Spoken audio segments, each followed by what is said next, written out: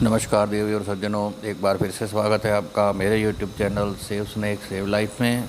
मैं महसाणा से मुकेश जानी आपका स्वागत करता हूं। मित्रों, आज के वीडियो में मैं टोटल आपको 3 रेस्क्यू दिखाने वाला हूं। उसमें सबसे पहला जो आप देख रहे हैं वह बहुत लंबा सांप आप देख रहे हैं, अंदर कहीं फंसा हुआ है और मैं खींचने की कोशिश कर रहा हूँ। यह धामण नाम का सांप है। धामण सांप जहरीला नहीं होता है और काफ़ी लंबे पाए जाते हैं। धामण सांप 6-6 फुट तक के तो देखे ही गए हैं यहाँ पे सामान्यतः, लेकिन इनमें ताकतवर बहुत होते हैं। ये इनको संभालना जरूरी है। ये अगर अपना हमारे अंदर ग्रिप बना लें तो फिर छुड़वाना बड़ा मुश्किल हो जाता है।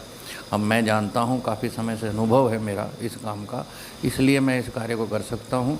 जैसे ही सांप बाहर आया, आपने देखा कि मैं उसको लेके एक तरफ हो जाऊँगा और फिर वेट करूंगा कि कोई थैला या बड़ा डिब्बा मिले, क्योंकि इतना बड़ा सांप है, डिब्बे में ले जाना पॉसिबल नहीं लगता है। उनको बोला है कि एक थैले की व्यवस्था करें जिसमें मैं उस सांप को ले जा सकूं, और कुछ ही समय में थैला तो आ ही जाएगा। मित्रों, आपको मैं यह बताना चाहूँगा कि धामण सांप जहरीला नहीं होता है, ताकतवर होता है, और सबसे कॉमनली महसाणा में जो पाए जाते हैं सांप, उनमें से एक ये धामण सांप पाया है। मित्रों, आपने देखा कि एक सफ़ेद रंग का थैला मुझे दिया गया, लेकिन जैसे ही सफ़ेद रंग के थैले में मैंने उस सांप को डाला तो थैले में कहीं छेद का दूसरी तरफ से निकल गया। सांप को तो भागने के लिए जगह ही चाहिए थी मित्रों, इसलिए वो तो तुरंत भागा, लेकिन मेरा ध्यान था इसलिए मैंने फिर से उसको पकड़ लिया और एक दूसरा थैला मंगवाया गया है। अभी उस थैले में ले जाके मैं सांप को उसके नेचुरल हैबिटेट में छोड़ दूंगा। मित्रों, यही मेरा कार्य है। रेस्क्यू इसी तरह होता है। सांप कहाँ कहाँ नेचुरल हैबिटेट है महसाणा में मुझे मालूम है, इसलिए मैं उनको पकड़ के ऐसे स्थान में छोड़ देता हूँ ताकि वो अपने आराम से रह सके, उसको उसकी नेचुरल खुराक वहाँ पे मिलती रहे। मित्रों, इसी तरह दूसरा जो आप रेस्क्यू आज देखने वाले हैं, एक सोसाइटी में है, देर रात का समय है, झाड़ियों में कहीं सांप घुसा हुआ है, और यह जो सांप है यह सबसे चिर परिचित सांप है। मित्रों, यह नाग है। नाग सभी जानते हैं कि काफ़ी जहरीला होता है और उसको सावधानी बरतनी बहुत ज़रूरी है, नहीं तो किसी को भी नुकसान कर सकता है। मेरे को अगर गलती से हाथ से छूट जाए, किसी और के पास चला जाए, तो उसे तो सिर्फ यही है कि डसना है, और उसका सांप जो है जहर कितना महंगा पड़ सकता है ये तो हम सभी लोग जानते हैं। झाड़ियों में से फंसा हुआ था, किसी तरह स्टिक से मैंने उसे बाहर निकाला और अब मैंने डिब्बा तो आज एडवांस में तैयार था। मित्रों, आपने देखा ना, डिब्बा का रेडी है, खाली मेरे को उसमें डालना ही था। वही कोशिश मेरी जारी हुई, लेकिन छोटे डिब्बे के कारण थोड़ी कठिनाई हो रही थी मित्रों, और धीरे धीरे करते हुए वह डिब्बे में डालना था।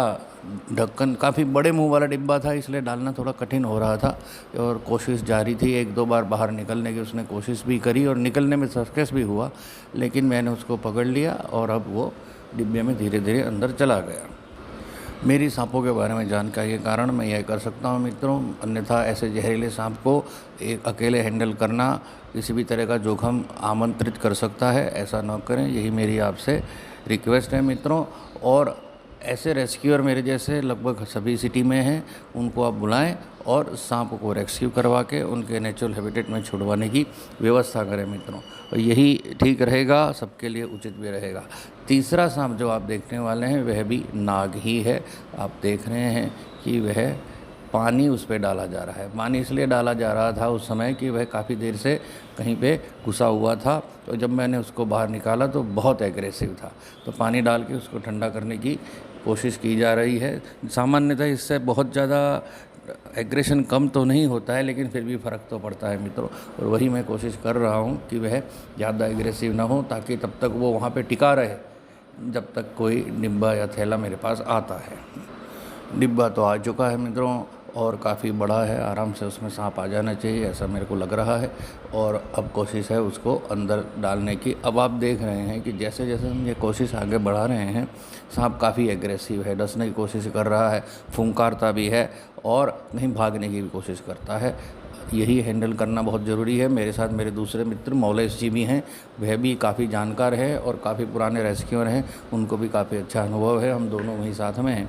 इसीलिए सांप इस तरह से आराम से हमने खुला छोड़ा हुआ है, पकड़ा नहीं है, और धीरे धीरे उसके अभी टेम्परेरी हैबिटेट और फिर उसके नेचुरल हैबिटेट में जाने की तैयारी है। मित्रों, मैं आपसे ये अनुरोध करूंगा कि सांपों को कृपया मारें नहीं, ना ही उनको कहीं और तरह से नुकसान पहुंचाएं, बस उनको रेस्क्यू करवाएं। जिस तरह से मैं आता हूं वैसे और लोग भी हैं, उनसे रेस्क्यू करवाएं, उसको बचाने में मेरा सहयोग करें मित्रों। सांप को बचाना बहुत ज़रूरी है, वह हमारी फूड चेन का बहुत ज़रूरी हिस्सा है मित्रों। तो यही कार्य आगे बढ़ता रहे, ऐसी प्रार्थना के साथ मैं आज आपके साथ विदा लेता हूँ। फिर किसी दूसरे वीडियो में मिलेंगे। नमस्कार।